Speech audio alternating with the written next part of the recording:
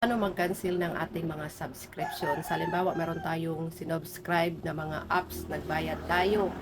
Halimbawa sa CapCut, dahil may mga features doon na may mga bayad at nag-subscribe ka dahil ginamit mo yung ano kasi doon yung auto caption may bayad, yung noise reduction may bawas. Ngayon, gusto mo namang itong i-cancel dahil siyempre mahal yung bayad monthly at wala ka ng pambayad. Halimbawa, wala ka ng pambayad.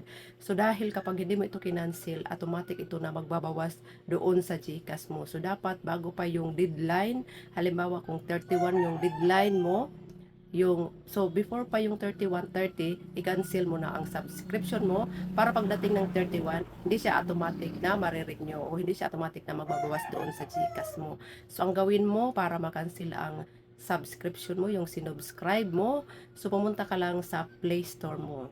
Dito sa Play Store, sa itaas, mayroon dyan profile icon.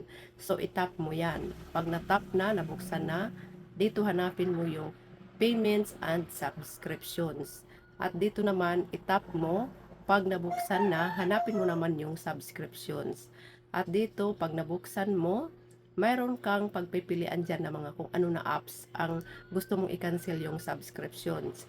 So, halimbawa sa akin itong PDF dahil nag-subscribe ako ng may libre kasi in 3 days. Ngayon, pagkatapos ng 3 days, kailangan mo nang magbayad. Dahil mahal siya, so kailangan kong i-cancel. So, ang gawin natin, itap natin ito. Kung ano yung apps na gusto mong i-cancel ang subscription, yun ang piliin mo. So, halimbawa sa akin ito, so itatap ko din dito pag nabuksan na, mamimili ka ng reasons mo kung bakit gusto mo itong i-cancel. Gusto mong i-cancel ang subscription mo dito. So, kapag meron dyan pagpipilian, kapag nakapili ka na, itap mo yung napili mo.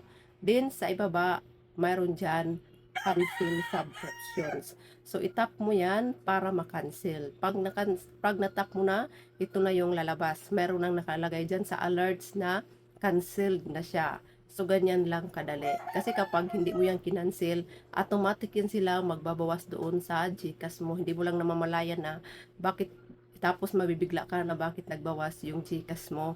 Dahil pala yung sa app na nag-subscribe ka, automatic sila nagbabawas. So, kailangan talaga yung tandaan mo kung anong pizza ka nag-subscribe para before pa yung deadline, yung due date, makancel mo na ang subscription mo kung ayaw mo na magbayad ka ulit. Dahil talaga sila hindi yan magsasabi na ano na, due date mo na.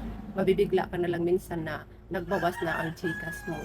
So, dapat talaga lagi mong tatandaan yung mga due date or mga deadline para i-cancel mo kung gusto mo na, kung ayaw mo na. So, ganyan lang kadali, pumunta ka lang sa Play Store mo. At kung gusto mo naman mag-subscribe ulit, yung may pambayad ka na, pumunta ka lang doon sa app ulit na gusto mong mag-subscribe. So, ganyan lang kadali, sana nasundan ninyo at sana may natutunan kayo. Thank you for watching.